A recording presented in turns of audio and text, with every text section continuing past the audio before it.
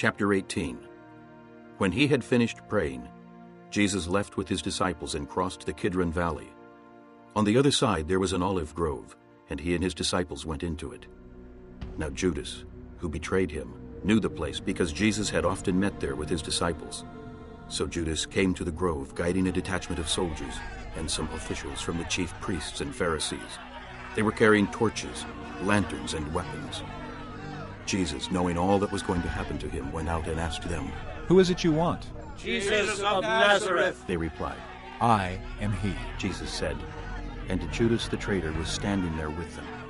When Jesus said, "I am he," they drew back and fell to the ground. Again he asked them, "Who is it you want?" and they said, Jesus of Nazareth. "I told you that I am he. Jesus answered. If you are looking for me, then let these men go. This happened so that the words he had spoken would be fulfilled. I have not lost one of those you gave me." Then Simon Peter, who had a sword, drew it and struck the high priest's servant, cutting off his right ear. The servant's name was Malchus. Jesus commanded Peter, "Put your sword away.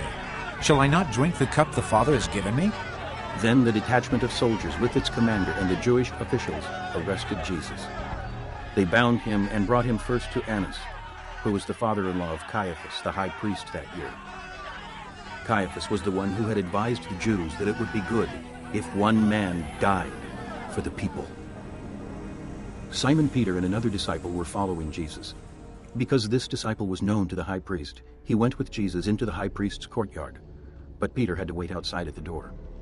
The other disciple, who was known to the high priest, came back, spoke to the girl on duty there, and brought Peter in. "You are not one of his disciples, are you?" The girl at the door asked Peter. He replied, "I am not." It was cold, and the servants and officials stood around a fire they had made to keep warm. Peter also was standing with them, warming himself. Meanwhile, the high priest questioned Jesus about his disciples and his teaching. "I have spoken openly to the world. Jesus replied, I always taught in synagogues or at the temple, where all the Jews come together. I said nothing in secret. Why question me? Ask those who heard me. Surely they know what I said." When Jesus said this, one of the officials nearby struck him in the face. "Is this the way you answer the high priest?" He demanded. "If I said something wrong," Jesus replied, "testify as to what is wrong. But if I spoke the truth, why did you strike me?" Then Annas sent him, still bound, to Caiaphas the high priest. As Simon Peter stood warming himself, he was asked, "You are not one of his disciples, are you?" He denied it, saying, "I am not." One of the high priest's servants, a relative of the man whose ear Peter had cut off, challenged him. Didn't I see you with him in the olive grove? Again Peter denied it, and at that moment a rooster began to crow. Then the Jews led Jesus from Caiaphas to the palace of the Roman governor. By now it was early morning, and to avoid ceremonial uncleanness, the Jews did not enter the palace. They wanted to be able to eat the Passover. So Pilate came out to them and asked, "What charges are you bringing against this man?" "If he were not a criminal," they replied. "we would not have handed him over to you. Pilate said, "Take him yourselves and judge him by your own law." But we have no right to execute anyone." The Jews objected. This happened so that the words Jesus had spoken, indicating the kind of death he was going to die, would be fulfilled. Pilate then went back inside the palace, summoned Jesus, and asked him, "Are you the king of the Jews?" "Is that your own idea?" Jesus asked. "Or did others talk to you about me?"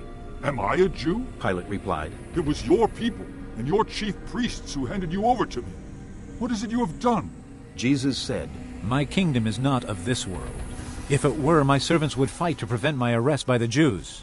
But now my kingdom is from another place." "You are a king, then," said Pilate.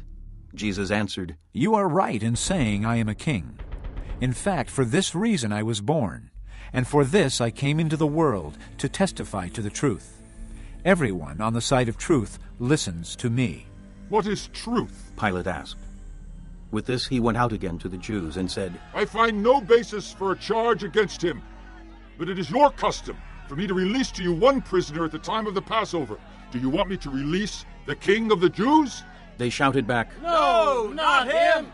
Give us Barabbas!" Now Barabbas had taken part in a rebellion. Chapter 18. When he had finished praying, Jesus left with his disciples and crossed the Kidron Valley. On the other side there was an olive grove, and he and his disciples went into it. Now Judas, who betrayed